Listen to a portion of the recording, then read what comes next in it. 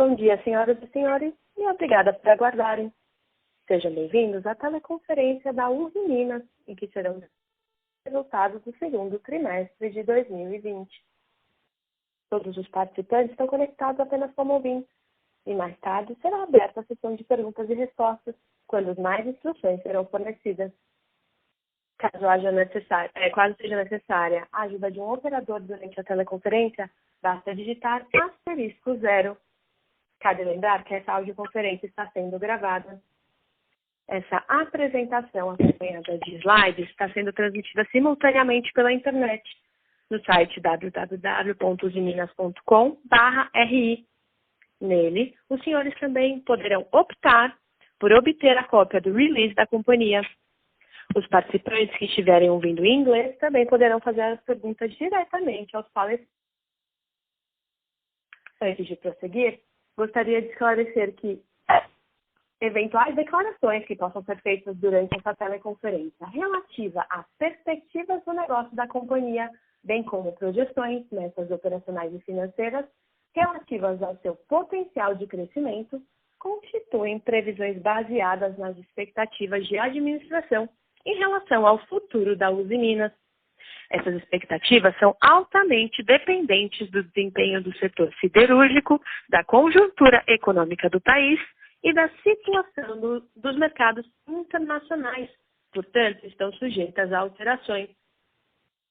Conosco hoje se encontra a direção executiva da Uzi Minas, os senhores Sérgio Leite, presidente, Alberto Ono, vice-presidente de Finanças, Relações com Investidores e de Planejamento Corporativo, Américo Ferreira, vice-presidente industrial, Kohei Kimura, vice-presidente de Tecnologia e Qualidade, Miguel Holmes, vice-presidente comercial, Carlos Rezônico, diretor executivo de Mineração Uzi Minas, Ascânio Merrig, diretor executivo de Soluções Uzi Minas, Heitor Takaki, diretor executivo de Uzi Minas Mecânica, Bruno Paulino, diretor do Jurídico, Júlio Arroio, diretor de Controladoria, e Leonardo Caré, gerente-geral de Relações com Investidores.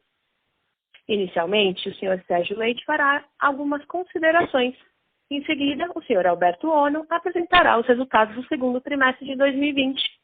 Depois, os executivos estarão à disposição para responderem às questões formuladas. Passo agora a palavra ao senhor Sérgio Leite. Muito obrigado. Bom dia a todos. Muito obrigado pela presença na teleconferência de resultados da Uzi Minas.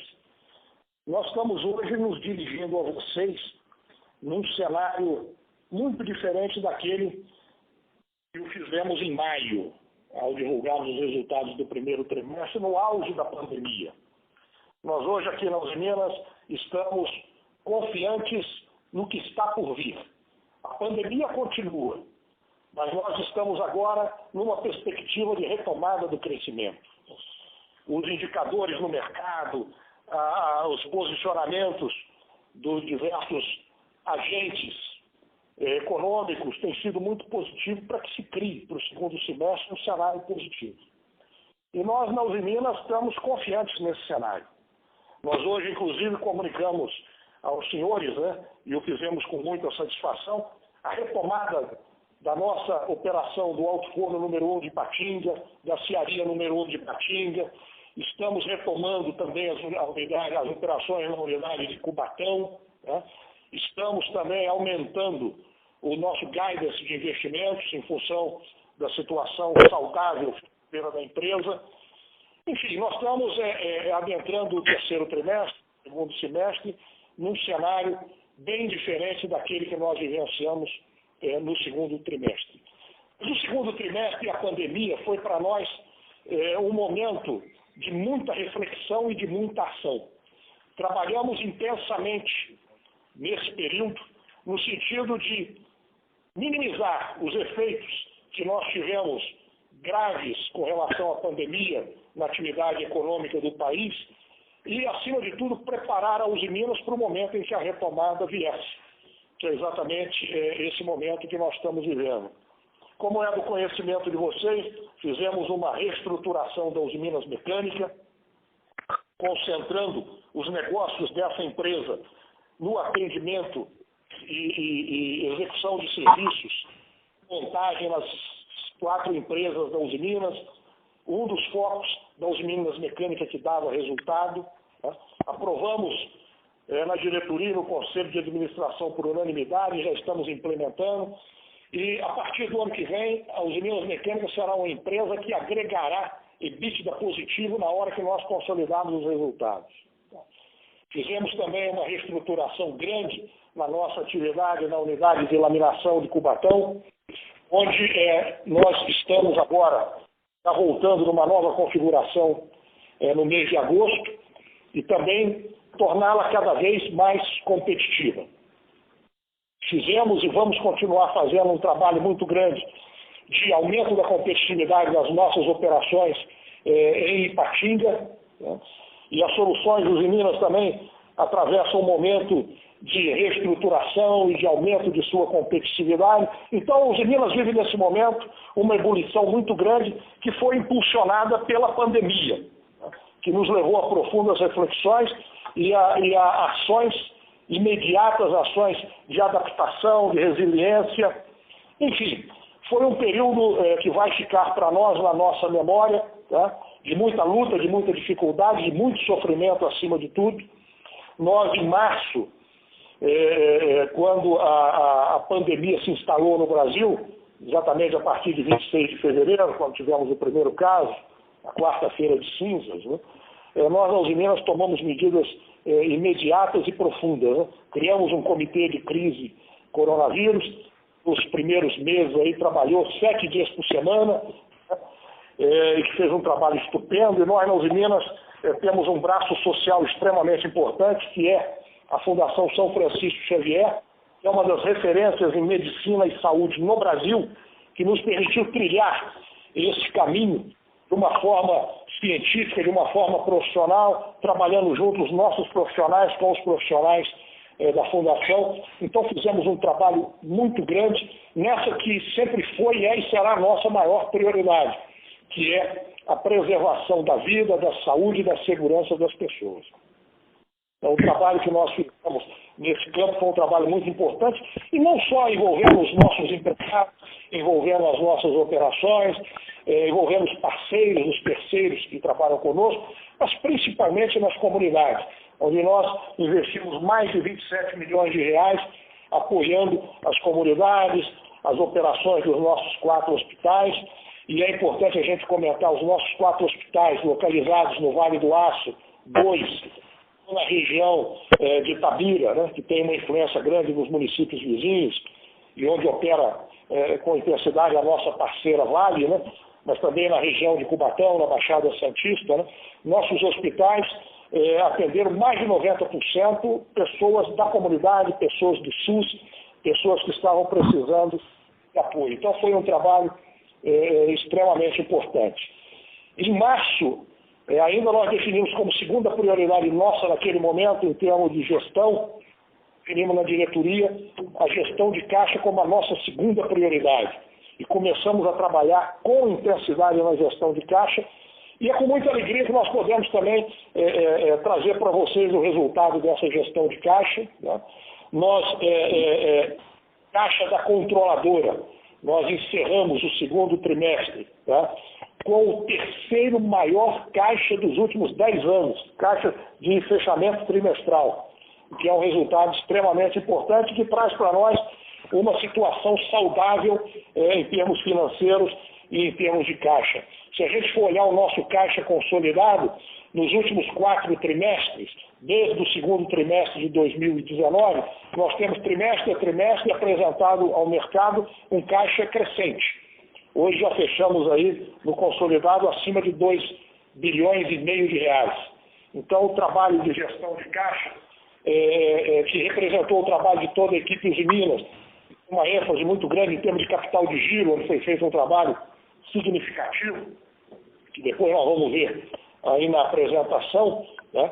E a boa notícia é que nós ainda teremos aí nos próximos dias o ingresso de mais 311 milhões de reais, que a Eletrobras já fez o depósito judicial, nós estamos só nos trâmites de transferência, então serão 312 milhões de reais a mais no caixa da controladora, evidentemente, na hora que consolida, o que hoje é 2,5 milhões, vai ser acrescido de 311 milhões de reais. Então, foi um trabalho extremamente grande. E o terceiro foco nosso, e que agora no terceiro e no quarto mês vamos trabalhar com mais intensidade ainda, é a geração de resultados. E nessa geração de resultados nós tivemos no segundo trimestre um desempenho excelente da nossa operação na mineração, a Musa. Nós geramos um EBITDA que foi o recorde trimestral de toda a história da companhia, uma companhia que tem 10 anos de história, foi o nosso melhor resultado trimestral. Tivemos também no segundo trimestre a obtenção da licença de instalação do dry stack, do empilhamento a seco de rejeitos da mineração. Já estamos trabalhando fortemente nesse investimento e vamos ter a entrada em operação no primeiro trimestre de 2021, e aí eliminamos a operação da nossa última barragem, que é uma barragem ajusante, que é a Samambaia, e aí nós passaremos a operar somente com empilhamento a seco. Então nós estamos também trabalhando fortemente na laminação, o resultado foi muito bom. Então nós estamos trabalhando intensamente nessa reestruturação, nessa preparação da Usiminas para novos tempos. Estamos aumentando o nosso guidance de investimentos em 33%, estamos passando de 600 para 800 milhões, que é também um ponto muito importante. Enfim, nós hoje estamos trazendo a vocês, junto com os resultados do segundo trimestre que nós vamos apresentar, uma perspectiva e um trabalho que foi realizado no sentido de preparar a Usiminas para novos desafios, para um novo cenário que nós vamos viver no Brasil, esperamos nós que no mundo inteiro, e que a gente possa continuar juntos aí construindo o presente e o futuro das nossas empresas. Muito obrigado a cada um de vocês pela atenção. Eu passo a palavra ao nosso vice-presidente de Finanças e Relações com Investidores, Alberto Homem. Bom, bom dia a todos. De novo, agradecer a presença aí nesse call de resultados. Então, já passando para o segundo slide da apresentação, os principais números aí, do resultado da empresa. Primeiro, vendas de aço da unidade de siderurgia. Aqui, efetivamente, o grande impacto aí de todo o efeito do coronavírus na economia brasileira, Então, tivemos aí uma redução significativa, 42% em termos de volumes de venda, Aí, como já a gente salientou também no nosso próprio último call de resultados, a economia brasileira, basicamente, todos os clientes industriais praticamente pararam aí, pelo menos pelo mês de abril, isso impactou bastante as vendas. Em relação ao minério de ferro, tivemos aí uma pequena redução no trimestre, de vendas. Isso aqui é resultado de uma parada programada de manutenção e troca de equipamentos em uma das plantas de beneficiamento, mas isso não deve se repetir durante os próximos trimestres, então a gente deve recuperar o volume aqui perdido aí ainda no decorrer do ano. Okay? Em termos de EBITDA e margem EBITDA, então aqui refletindo esse impacto, principalmente na unidade de siderurgia, mas também nos outros negócios, então tivemos uma redução expressiva do EBITDA, de 66%, atingindo 192 milhões, 8% de margem, e aqui também é importante salientar, e a gente vai mostrar aí nos detalhes seguintes, que tivemos efeitos aí não recorrentes, que afetaram bastante o segundo trimestre. Em relação ao lucro líquido, tivemos de novo um prejuízo, dessa vez um pouco menor, de 395 milhões. Aqui a variação cambial sobre o efeito da dívida foi menor que no trimestre anterior, lembrando, no trimestre anterior nós tivemos aí uma variação cambial de 29%, aqui no segundo trimestre de 5%. Mas o efeito também do resultado operacional aqui também impactou aqui no prejuízo. Passando para o próximo slide, Temos aqui, então, a sequência, né, de EBIT dos últimos 5 trimestres, mas o importante aqui a gente gostaria de salientar nesse slide é a abertura aqui dos efeitos não recorrentes, né, que se não tivessem ocorrido, né, ou se desconsiderarmos esses efeitos, aí, o nosso EBIT teria sido de 281 milhões. Tá? Desses efeitos não recorrentes, né, então, temos aqui provisões, né, em função, né, do impacto Covid na produção, né, e na perspectiva de produção, na verdade, porque isso são provisões relativas a impactos previstos ainda que vão ainda ser observados, né, nos próximos trimestres, né, mais especificamente o terceiro trimestre, tá? E depois também aqui um impacto de uma provisão de devedores duvidosos. Aqui no caso, ela está considerada como não recorrente porque a venda em si foi uma venda de energia durante o ano de 2019, onde o cliente que comprou essa energia teve problemas na hora do pagamento, nós viemos negociando, mas infelizmente agora, durante o trimestre, ele decretou falência. Então, tivemos que reconhecer essa perda. Tá? Então, é uma provisão de perda decorrente, na verdade, de vendas de energia do ano de 2019. Tá? E, por último, né, é uma provisão também do custo de reestruturação da Usiminas Mecânica, também a acontecer ainda nos próximos trimestres. Então, por isso que consideramos como não recorrente, por ser uma provisão sendo feita agora, mas efeitos que serão observados ainda nos próximos trimestres. Sem esses efeitos, né, que totalizaram 89 milhões, então o nosso EBITDA seria 281 milhões. Em relação à siderurgia, que a gente mostra no próximo slide, aqui, então, o impacto dos efeitos não recorrentes soma 70 milhões, né? Mas, né, o operacional aí impactado pela expressiva queda de volume, né, ainda seria negativo em 32, então a conta aqui demonstrada é de 102, mas aqui o impacto não recorrente ainda é mais que o dobro, né, do que seria o EBITDA negativo operacional. Okay? Passando para o próximo slide. Mineração de Minas, já conforme comentado pelo Sérgio, né, tivemos aqui, apesar de um volume ligeiramente menor no trimestre, né, um recorde em termos de resultado, 380 milhões de reais, né, é o maior número trimestral da história da mineração de Minas, tá, 51% de margem. Então, isso aqui é um evento a favor, né, acontecendo aí dentro do mercado de mina de ferro, que foi bem aproveitado pela nossa mineração. Em relação a soluções de minas, no próximo slide, aqui o efeito é similar à siderurgia, né? O impacto, né, em redução de vendas, né, teve aqui uma redução expressiva no EBITDA, então EBITDA negativo nesse trimestre de 11 milhões, né? Aqui a redução de vendas foi muito similar à da siderurgia, em torno de 41% em termos de volume.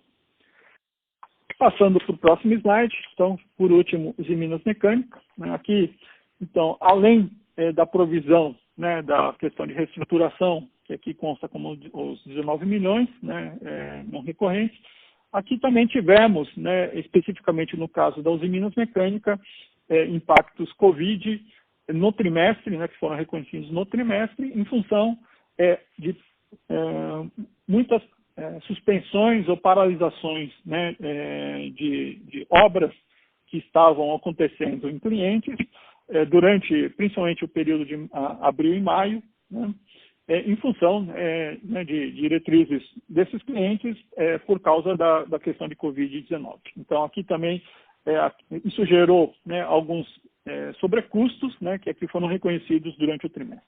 Okay? Agora, passando para outros indicadores financeiros, no próximo slide.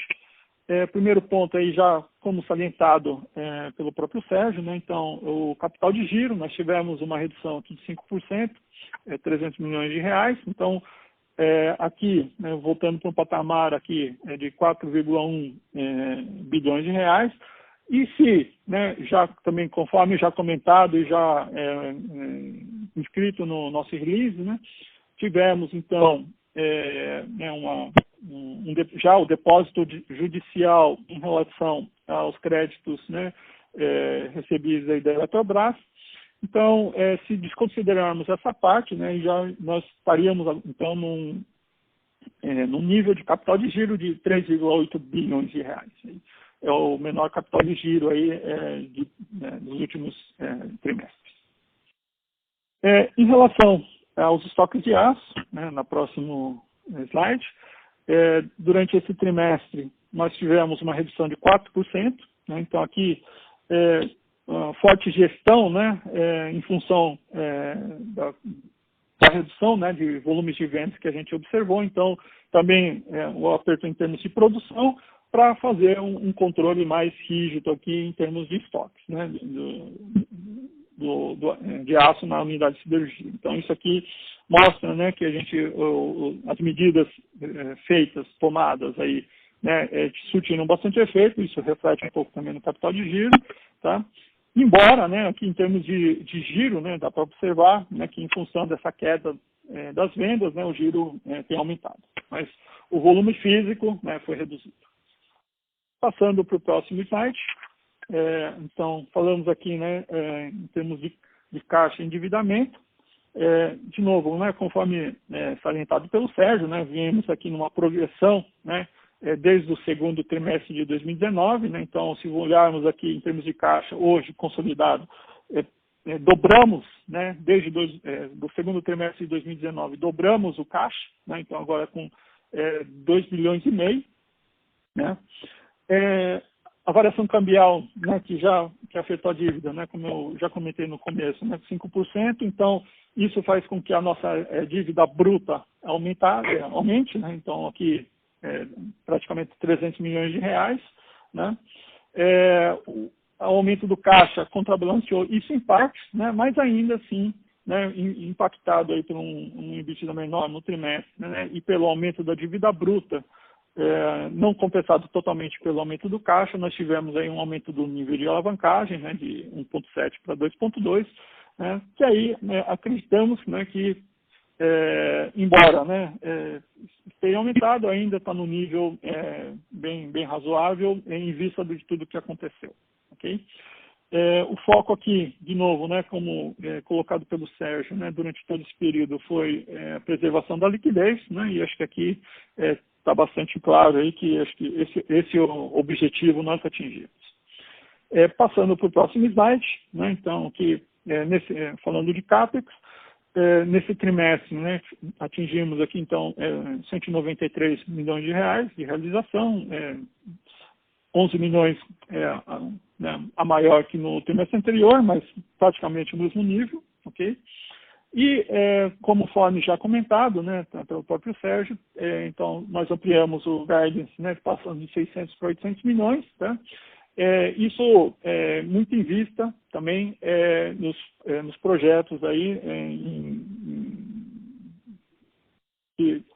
o principal é o dry stack, né, o empilhamento a seco na Musa, mas também outros projetos aí ligados à mineração, né, que faz todo sentido em função de todo o desempenho que a gente está observando aí dessa unidade aí ao longo dos últimos trimestres. Então, o aumento aqui, a gente vai estar bastante concentrado, ou grande parte desse aumento, né, que vamos ter aí vai ser focado na nossa unidade de mineração.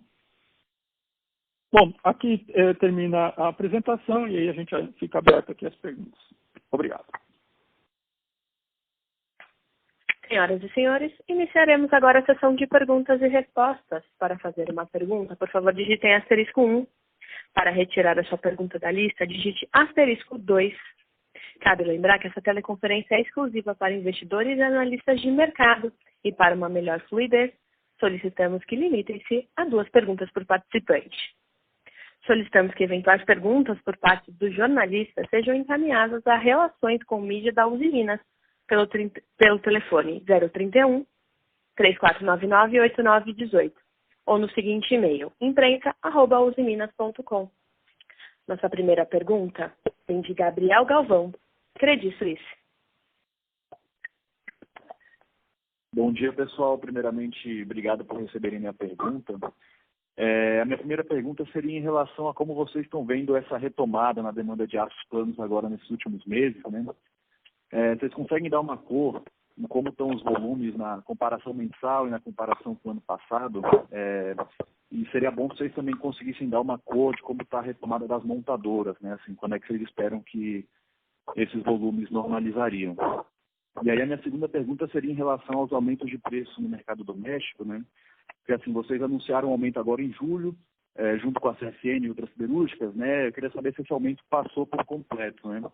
E também parece estar havendo um movimento para aumentar preços agora de novo em setembro, né? Vocês pretendem acompanhar esse movimento? E qual seria a magnitude, né, desse aumento? E aí, por último, seria interessante ouvir de vocês como é que vocês estão vendo o prêmio de paridade hoje, né? E como é que esse prêmio ficaria depois desses aumentos, né, incluindo de setembro. Obrigado. Bom dia, Gabriel. Miguel falando. Bom, pergunta completa, não? Todo o tema demanda e preço. Vamos lá. Então, eu acho importante para nós entender como está indo a retomada em função da retomada da demanda. É importante entender o que aconteceu ao longo do segundo trimestre. No passado dia 27, o Instituto Aço Brasil divulgou os resultados do setor do primeiro semestre, junto com a previsão da demanda ou consumo aparente de aço para o 2020. Nessa divulgação do Aço Brasil, eles apresentaram que o sector mostrou uma queda, vamos falar de planos, no segundo trimestre de 27% em relação ao segundo trimestre de 2019. Isso resultou em uma queda do consumo aparente para o semestre todo de 13,5%. Quando já vamos para o ano todo, o Aço Brasil prevê uma queda do consumo aparente total de aço perto del 14,4%. Si bien Aço Brasil não faz abertura entre a previsão de longos e planos, se a gente toma como referência os resultados do primeiro semestre, poderíamos esperar uma queda do consumo aparente de aço plano superior ao 14,4%. E no caso do Usiminas, Usiminas acompanha esses indicadores e comparte um pouco sendo parte ativa do Aço Brasil. Em relação a Usiminas, no segundo trimestre, como vocês conhecem, Usiminas tem uma participação muito forte no setor automotivo e no setor industrial em geral. O setor automotivo em abril basicamente sumiu. A queda de produção foi superior a 98%. Essa retomada tem sido muito gradual em função da demanda. Assim foi que passou de uma queda de 98% na produção de abril. Maio apresentou uma queda perto de 85% e em julho mostra uma pequena recuperação na produção de autos, atingindo um patamar de 100.000 unidades, o que representa uma queda versus o ano anterior perto dos 60%. No acumulado de trimestre, essa queda na produção de carros é de 81%. Este é um impacto muito forte nas vendas de Usiminas. Então, quando a gente pega essa queda muito forte do setor automotivo, também somada a uma queda muito forte do setor de linha blanca e bens consumíveis, o qual pode representar para Usiminas 40% das suas vendas, nós vivimos um trimestre muito particular. No início do trimestre, uma queda perto dos 60% das nossas vendas, mas essas vendas foram evoluindo ao longo do trimestre, com uma queda que estamos apresentando para o segundo trimestre todo de 44%. Isso mostra um pouco como evoluíram as vendas de Usiminas acompanhando a queda dos principais sectores onde a gente atua. Em relação à retomada das montadoras, a Anfavea ainda mantém previsões de queda de produção cerca de 45%, basado em queda de vendas de 40% e uma queda de exportação dos 50% no setor automotivo.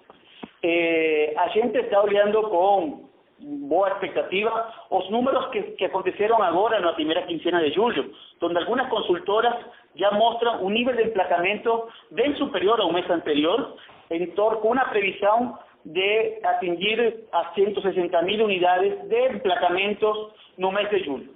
Eso debería levar a un aumento, obviamente, da produção, porque os níveis de estoque do setor automotivo estão muito baixos. Então, é uma variável que a gente agora tem que acompanhar muito de perto, porque na retomada do consumo, o fator de estoque, que está sendo muito baixo ao longo de toda a cadeia, principalmente a cadeia industrial, vai ter um impacto positivo na retomada. E a gente está preparado para acompanhar essa retomada no consumo, acompanhado com nosso nível de estoque e com nosso nível de produção atuais e futuros.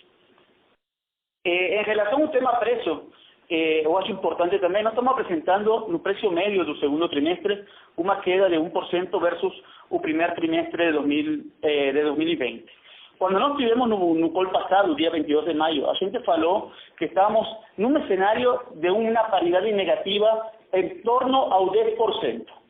Nesse momento, o que aconteceu a partir desse momento até hoje? A gente, como você bem falou, a gente fez um aumento de preços agora em julho, em torno ao 10% para o setor da distribuição, e também houve um recuo no valor do dólar.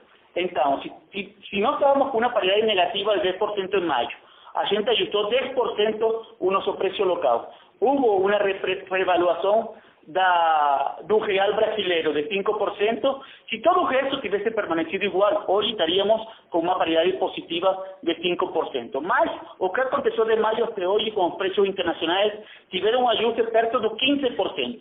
Isso leva a uma situação atual de uma paridade negativa em torno ao 10%. Logicamente, como já falamos em diversas oportunidades, a gente não pode estar com paridade negativa. Não é saudável para o setor, não é saudável para a nossa rentabilidade. Então, a gente vai tomar ações para voltar a uma paridade saudável no curto prazo. Ok, obrigado. E o aumento que vocês estão planejando aí, então, para setembro, né? Vocês acompanhariam isso? Olha, Gabriel, a gente não fala de eventos futuros, mas eu acho que vocês poderiam ter uma conclusão em função do que foi falado agora, que hoje estamos vivendo uma paridade negativa perto do 10%, e a gente precisa reagir rapidamente para voltar a uma paridade saudável. Ok, bastante claro. Muito obrigado. Nossa próxima pergunta vem de Thiago Ogea, Goldman Sachs. Oi, bom dia a todos, obrigado pelas perguntas. A minha primeira pergunta é em relação à retomada, né, dos alto-fornos, principalmente em Cubatão. Se vocês puderem comentar um pouquinho como vocês estão vendo a dinâmica do preço de placa, o que vocês imaginam que seria um nível saudável de custo de produção de placa para vocês agora em Cubatão, com a retomada. E vendo, né, a melhora substancial aí na posição de caixa da companhia, vocês veem, claro que tem agora um aumento de CAPEX, mas vocês veem alguma possibilidade de uma política diferente de dividendos, alguma diferença na estratégia de alocação de capital? Obrigado. Tiago, Alberto, aqui eu vou responder primeiro a questão aqui da alocação de capital, tá? Ainda não temos previsão de alterar, né? A gente ainda está muito focado, né, na preservação da liquidez da empresa, tá? Essa questão do CAPEX, né, como a gente vem comentando aqui, né, está mais focado aí na questão de melhoria de eficiência, né, e também na questão do sustain, da mineração, né, principalmente, tá? Então isso é o ponto, porque por motivos óbvios, né, a gente está vendo os resultados, tá? E acho que, por enquanto, não temos ainda nenhuma previsão de alteração nessa questão, né, da preservação da liquidez, tá? Em relação a essa questão de balanço de placas aí, e questão dos altos fornos, né? Bom, primeiro, acho que no nosso caso, né, o retorno do alto forno porque faz todo sentido você ter aumento da produção própria em função, né, como o Miguel vem comentando, né, e a gente está vendo que tem um cenário positivo aí para a retomada aí, das atividades aí dos clientes aqui que a gente está observando. Então, isso vem em linha, tanto essa retomada do alto forno de Ipatinga, como da laminação de Cubatão. Em relação a placas de Cubatão, é preço de mercado, né? Então, a gente faz a avaliação sempre, como é que está oferta e demanda do mercado, os preços são regulados internacionalmente, então não tem nenhuma diferença em relação a isso, né? E se esses preços fazem sentido para fazer negócio, né, que a gente está observando aqui no mercado interno, né? Basicamente, né, grande parte do volume que a gente está observando aqui para a retomada, né, de Cubatão vai ser apoiado nessa recuperação do mercado interno, né? Isso que dá para falar, tá? Mas faz sentido, lógico, produzir. Normalmente, o custo da placa própria é menor que o comprado aí, porque o vendedor da placa sempre vai ter vai ter que colocar sua própria margem, tá? Mas a compra de placas faz sentido em função, né, das margens que a gente está projetando aqui das vendas do mercado interno. Obrigado, Roberto.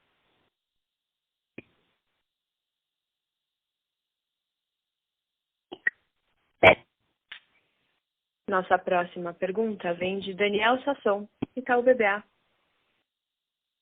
Olá, bom dia a todos, obrigado pela oportunidade. As minhas duas perguntas, na verdade, são follow-ups de perguntas anteriores. Em relação à parte de custo de produção, né, cash cost por tonelada, se vocês puderem ajudar a gente a pensar na evolução disso no terceiro trimestre, ou para frente, se não quiserem ser tão específicos, para a gente balancear aí essa volta do alto forno 1, que talvez durante o ramp-up não seja tão eficiente, né? Tenha custos um pouco maiores, mas mais redução de custo fixo por outro lado, com volumes melhorando sequencialmente.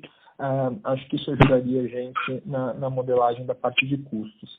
Em relação a preço, vocês comentaram um pouquinho aí sobre o cenário e perspectivas para aumentos no terceiro trimestre, mas se vocês puderem comentar um pouquinho sobre o que vocês conseguiram fazer para os preços do segundo trimestre no mercado doméstico serem estáveis, né, em relação ao primeiro trimestre, mesmo com uma piora tão significativa no mix de vendas, né, dada a menor vendas o menor volume de vendas para o segmento automotivo.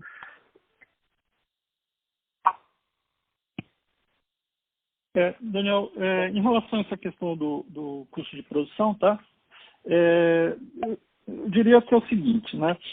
Durante o segundo TRI, né, nós tivemos aí um custo razoavelmente grande, né, que foi alocado, né, ao custo de produção e também do custo de produto vendido, né, relativo à ociosidade, né, elevada dos equipamentos. Aí, né? Lembrando que tivemos aí paradas durante o mês, Oxford parando em abril, né?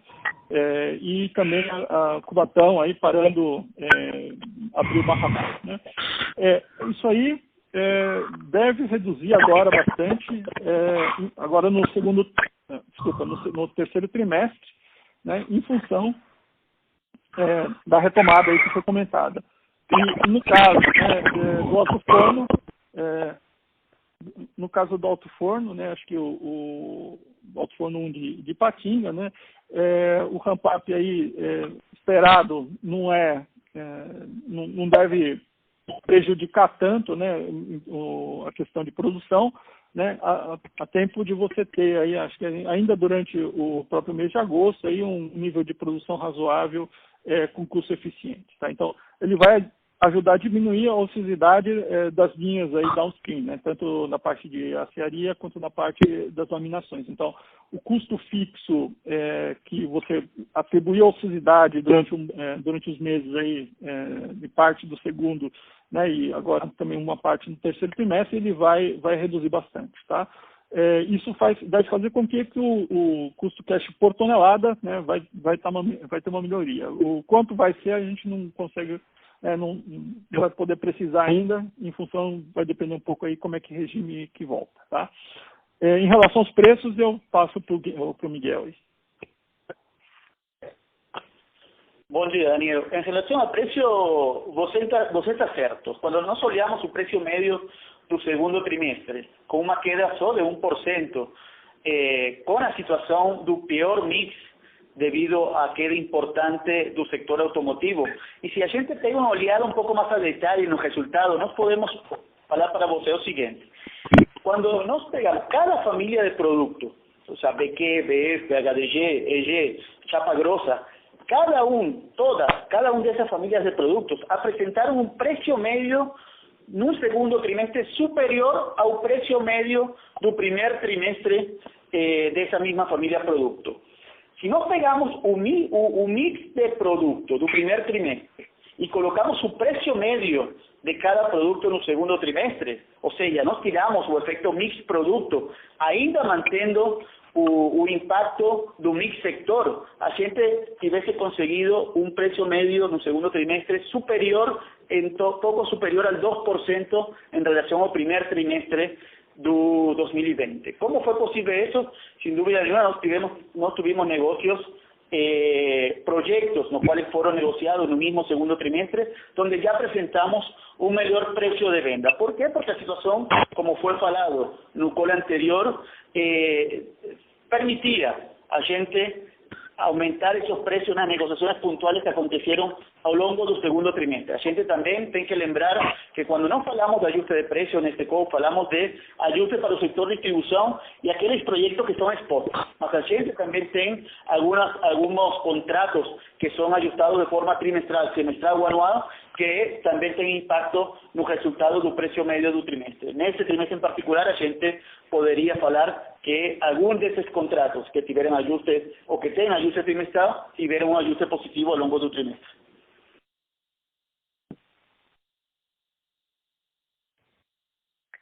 Nossa próxima pergunta em inglês vem de Carlos de Alba, Morgan Stanley.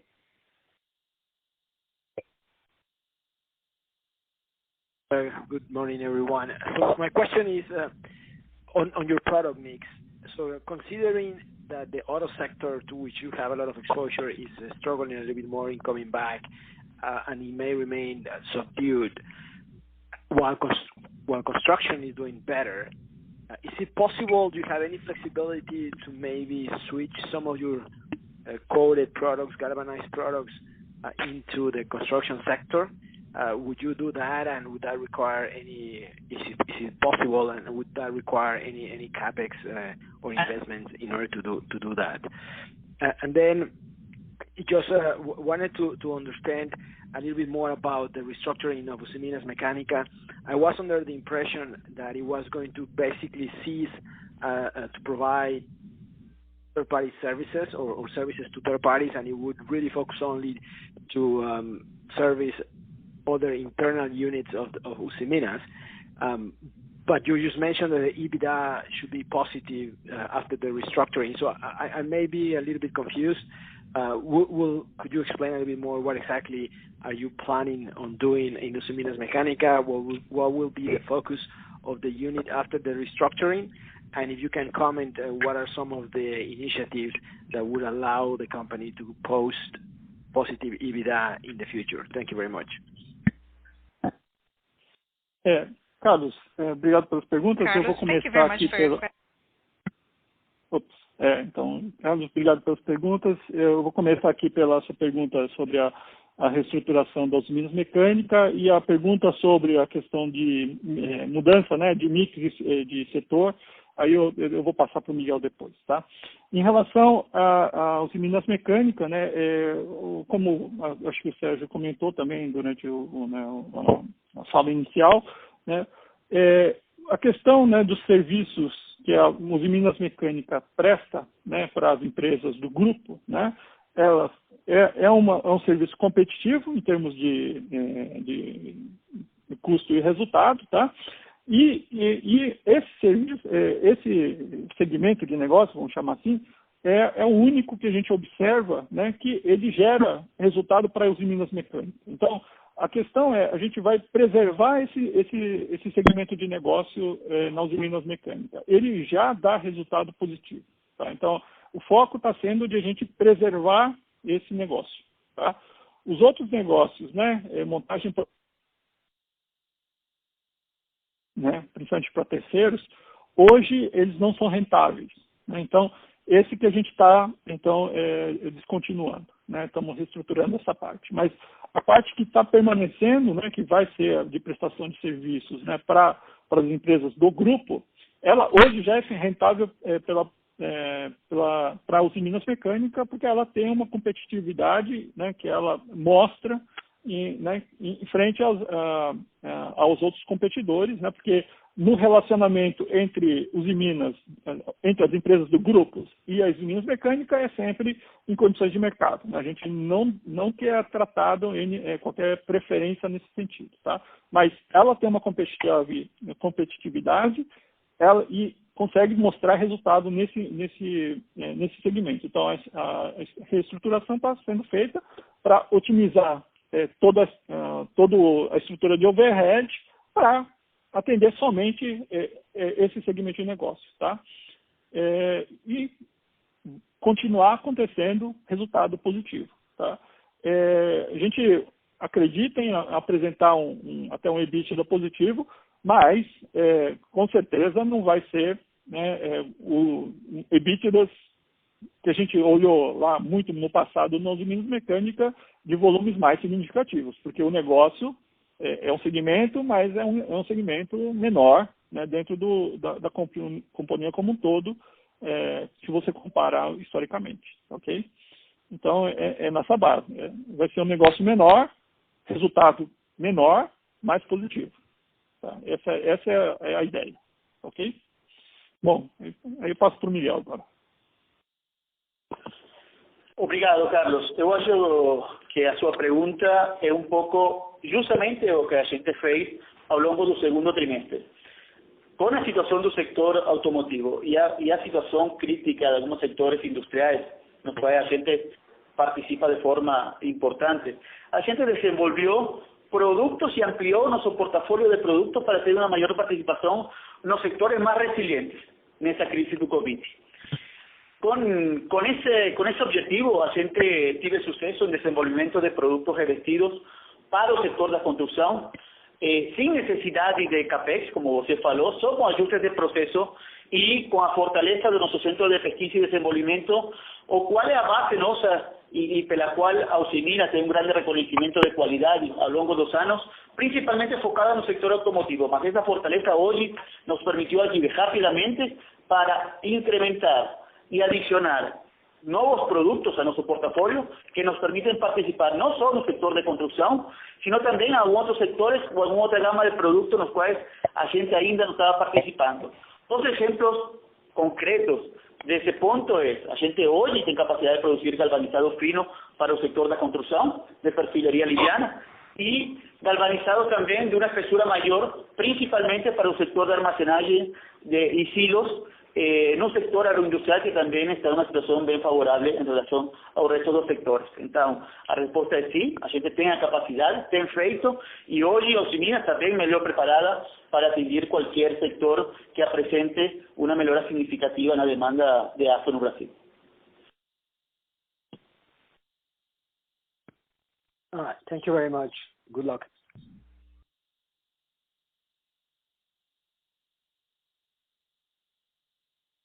Com licença. Não havendo mais perguntas, encerramos essa teleconferência. Em caso de dúvidas, a equipe de RI está à disposição para atendê-los. Agradecemos a participação de todos e tenham uma boa tarde.